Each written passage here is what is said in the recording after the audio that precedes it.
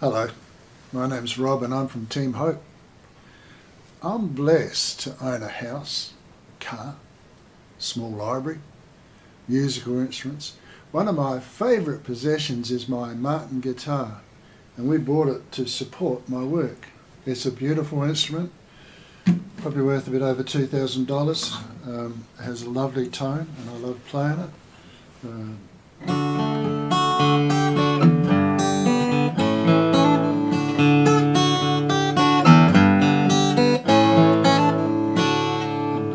I love that sort of picking.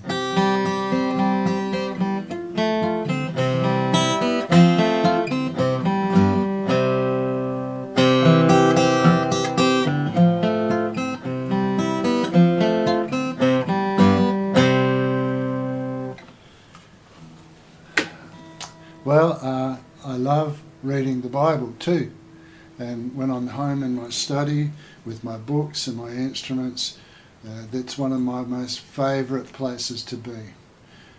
I read the Bible there, and each day I read a chapter, and one morning I was in my study with my favourite things all around me, and I read this verse in the Bible. It said, "For a man may do his work with wisdom, knowledge and skill, and then he must leave it all to someone who has not worked for it." Oh no, one day my beautiful Martin guitar is going to be owned by someone else, and there's absolutely nothing I can do to stop that. I've had to work hard for my money, had to work hard to get this guitar, and then it's going to be owned one day by someone who didn't work for it. I can have some say through my will, but it won't be mine. It's a sobering thought. As the old saying goes, you can't take it with you. We spend a lot of our time, money and resources to own things that we will only have to let go of one day. Doesn't matter how precious they are, we only have them on a temporary basis. We say we own them, but it's only for a limited time. I'm a pastor, and late one night I got a call to go to a nursing home. Man was very sick, very ill. He was unconscious, and I stayed with the family for a time and prayed with them, and then I left. Next morning the son rang me and told me that his dad had died and asked me if I'd do the funeral. I did the funeral, and I got to know the son quite well. Actually worked on a huge earth-moving grader at the rubbish dump that I occasionally use. So one day I was down at the dump getting rid of some gear, and he saw me and he called me over, and so I went over to say hello. He showed me something sad. It was a set of beautifully framed photos. They were of the same family. It was high quality frames, and the photos were so well done. They were someone's prized possession. My friend explained that they often saw things like this. A lot of prized possessions end up in the rubbish dump. One day they're owned by someone who really valued them, and the next day they're in a rubbish dump or an op shop or a rubbish skip. I remember looking around my study in the day when I was thinking about this verse and all my things that are so much to me, and one day I thought, they're all going to end up in a rubbish dump. It might take a while, sometimes 100 years or more, but that's where they'll end up. The Egyptians had their treasures and they tried to make them last forever, but they eventually corroded, got stolen. These are hard times, and buying things to own is an experience to have, and it often involves a sacrifice. It's if we want to own things whether we can afford them or not. The question I ask myself is, do I need this? Now, when it comes to a Martin guitar, I can write a book on how much I need it. But we can convince ourselves. But when we haven't got much money, it's the question I endeavour to ask, do I need it? It's interesting, when money is no object, the sort of things that the human creature can desire. Now, I was reading an article, did mention names, I won't mention names here, about a wealthy celebrity who spent $100,000 on a birthday party for her dog. I read of another reality celebrity that had a special doghouse built for her 2 puppies. The cost of that doghouse was $325,000. A former boxing champion spent over $2 million on a gold-plated bathtub. A singer bought a diamond-studded Barbie for her daughter's birthday. That cost her $80,000. The flowers for the party cost $95,000, but did get the cake for a steal. It was only $2,400. A husband and wife wanted gold-plated toilets in their home, and the cost for just for the toilets was $750,000. We can spend so much on things, on stuff, and yet we only own them until our last heartbeat. We don't have to be extremely wealthy to be vulnerable to this. We can all do it. We just notice it more if it's a lot of money. In Western culture, we can be fixated on owning things. The bottom line is, one day, someone who didn't work for those things is going to own them, and they're going to own everything we have. Or to put it in blunt terms, one day somebody else is going to be sitting on that gold-plated toilet. Why do we strive so much for material things that we can only have for a limited amount of time? What are the priorities in our lives? Jesus spoke about this. In that famous sermon we refer to as the Sermon on the Mount, he said this. He said, "Do not store up for yourselves treasures on earth, where moth and rust can destroy, and where thieves break in and steal. But store up for yourselves treasure in heaven, where moth and rust do not destroy, and thieves can't get in and steal it.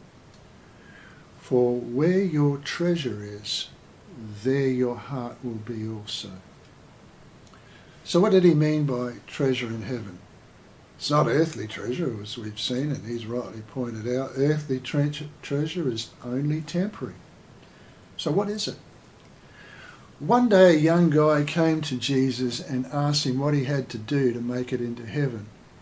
Now we know this young guy was very wealthy, and he had a lot of money. He had a real love affair with his money. It was more important to him than anything. So they had a chat, and eventually they get down to the bottom line. Jesus told the guy to get rid of the stuff that was more important to him than anything, God included. So Jesus says to the guy, "Go and sell all your things and give the money to the poor. That's how you'll get treasure in heaven." The Bible says that this young guy went away very sad because he was really wealthy. He didn't want to do it. He wanted to hang on to his stuff for a bit longer instead of having a wonderful reality that would last forever. For that young guy, it was money. That was his life. That was his priority. But I guess it could be a range of things that we don't want to let go of. Popularity, fame, or career becomes more important to us than our family or anything. It consumes us and blots out what life is really all about. That, for that young guy in the Bible, it was money. It can be anything in our lives that we become obsessed with and becomes more important to us than the sweet value of genuine life. We all need money. We've got to have a home to live in, and education and food to eat, the necessities we need to live. The Bible does not say the money is the root of all evil. A lot of people think it says that, but it doesn't. It says the love of money is the root of all evil. Actually, money and wealth can rip you off. It can be there to provide the essential requirements for life, or it can distract you from what life is all about. So if the treasure of heaven isn't money, what is it? It's when money stops being a treasure and becomes a tool to do the really important things in life, like helping the poor, helping people who are doing it really hard. As far as Jesus is concerned, this is where the heart of life is. If you love Jesus and you have a friendship with him, then following his words become really important to you. If helping people who are doing it hard was important to him, then let it be important to us. And get this, he said this, where your treasure is, there your heart will be. The heart doesn't attract treasure, the treasure attracts the heart. He was saying that your heart will become passionate about the things that are really important to you. So I'd like to ask you, what's really important to you? Are you able to see beyond yourself, beyond fulfilling the needs of yourself and your family and making sure they're well cared for and catered for? Can you see beyond that, and does the world or just revolve around you and you can't see beyond yourself? Well, God notices how we spend money. The Bible tells us about an incident that happened when Jesus was alive. It took place in the temple, the Jewish temple in Jerusalem. Now what had happened, there was a courtyard, and these courtyards had big treasury boxes where people could come and contribute to the life of the temple and give money to God. Now it was very crowded on this day, and a lot of rich big shots were there, and they were putting all their money and treasure into these treasury boxes, making sure that everybody noticed. And Jesus was watching it all. And he said to guys, look. And they were looking, they could see all these guys, but when they looked closer, they could see an old widow. And she just snuck up when no one was looking, and she dropped 2 copper coins into the box. Just 2 copper coins. And God noticed. And Jesus said to the guys, lads, that lady has given more than anyone. They've just given their spare change out of their wealth, these rich dudes. But that lady gave all that she had. And God noticed. Treasure in heaven is the priority. I want to wrap this up and tell you about a man. This is a true story, a man by the name of John Pounds. John Pounds was born in Portsmouth on the 17th of June in 1776. And for Aussies, Portsmouth is a very important place because that's where the first fleet left from. Now, John Pounds worked in the shipyard. It was a huge naval situation they had there, and it made a lot of ships, and he worked there. He had a job as an apprenticeship as a shipwright, someone who helped build ships. It was an incredible privilege to have a job. He probably got it through his dad, because those were the days when most children were still working in the coal mines. When he was 15 years old, his father died. 2 days later, an accident occurred, and John Pounds fell from the upper rigging and smashed into the deck of a ship that he'd been working on, and through the planking. He was terribly injured. He nearly died. He broke several bones in his body. Now, these weren't the days of healthcare and ambulances. They took him home in a wheelbarrow. It's the best they could do. No medical care for him. He laid in a bed for 2 years. His broken bones set, and they set crookedly. He was maimed for life. He could no longer stand straight. He walked lopsidedly. And during that 2-year convalescence, he discovered that the pain was going to stay with him for the rest of his life. That's a horrible place to be. and lay down for 2 years, knowing you would never be well again, knowing you would never be pain-free again.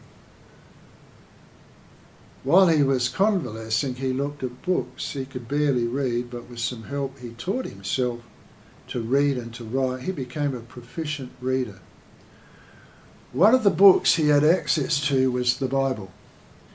And during the long days of convalescence, he was able to think about what God meant to him. He began to look beyond himself, look beyond the pain. It would have been a tough place to discover what was going on with God, but his friendship with God grew. When he was better, he was able to walk. It was more a lope because he couldn't stand up straight. He couldn't go back to work in the shipyards due to his injuries. So he persisted and kept looking for work until he gained an apprenticeship as a cobbler. Young people probably wondering what a cobbler was. A cobbler is a person who repaired shoes. They didn't dispose of shoes readily in those days. They repaired them. They had to. They didn't have the money for new ones. So he worked as a cobbler as an apprentice, and eventually the boss of the business died. The trade suited John Pounds because he could sit down. He could work sitting down. So in 1803 he started his own business back where he was born, in Portsmouth. He lived in a small room over a small workshop where he plied his trade. You can see pictures behind me about that. Sadly, the original house was destroyed by the German bombing in World War II, but in later years a facsimile, you can have a look at it there, was built as a memorial to him. Why a memorial? I mean, he's just a cobbler. Listen as I bring this home. This is amazing. John Pounds had a nephew who was born with deformed ankles. His feet were turned inward. So John made a special pair of boots for him that slowly, over time, straightened his feet and ankles. They say it was the first example of orthopaedic footwear ever made. John ended up looking after his nephew during the day at his workshop, and he taught him to read and to write. This was a wonderful opportunity for the boy. These were tough days. There were no public schools. Only the rich kids could go to school and learn to read and write. Here was this boy who learned to read and write from his uncle while he sat at his uncle's feet and his uncle was fixing up shoes. Very hard time. I learned about it when I was researching one of my books called The Friendship, and there are things that I learned about the mortality rate of children and the viciousness of the legal justice system at that time. They were hard days, and England and London and places like Portsmouth were very difficult places to live. Soon John Pounds began teaching other children. He taught them to read and to write. He taught them basic maths. He taught them arithmetic. He only took children from poor families because word got around he was doing it. That is, he only took children who would never get the chance anywhere else.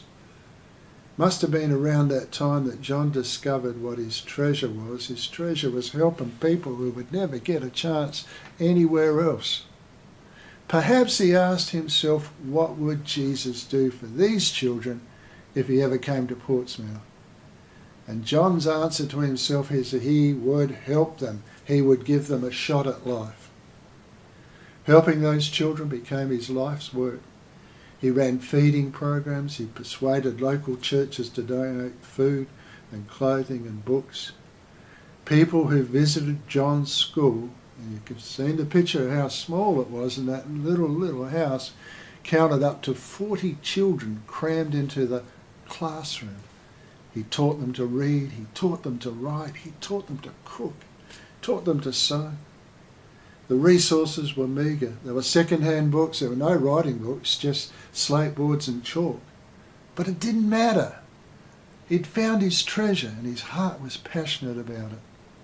And the word began to spread what John Pounds was doing down in Portsmouth, and people, key people, became involved. They started to call it the Ragged School. You know why? Because all the children were dressed in rags.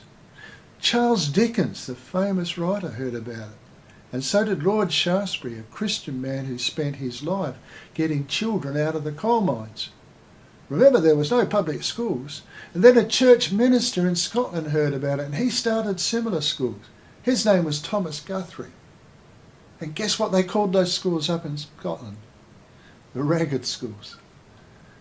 Thomas Guthrie is recognised as the founder of the Ragged School movement, but Guthrie was very clear about something. He was not the founder.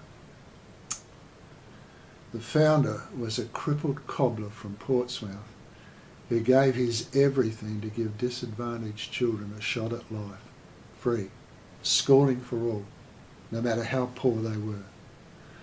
How did it unfold?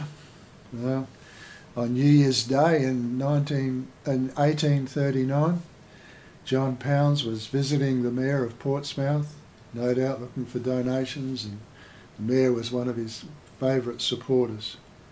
While he was in the Mayor's home, he collapsed and he died later that day. All of England mourned.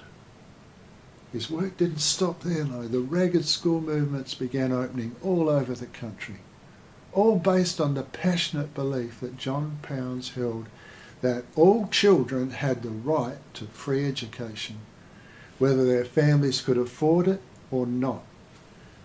Eventually the British PM heard about it, and in 1870 the Elementary Education Act was passed and the public school movement was underway.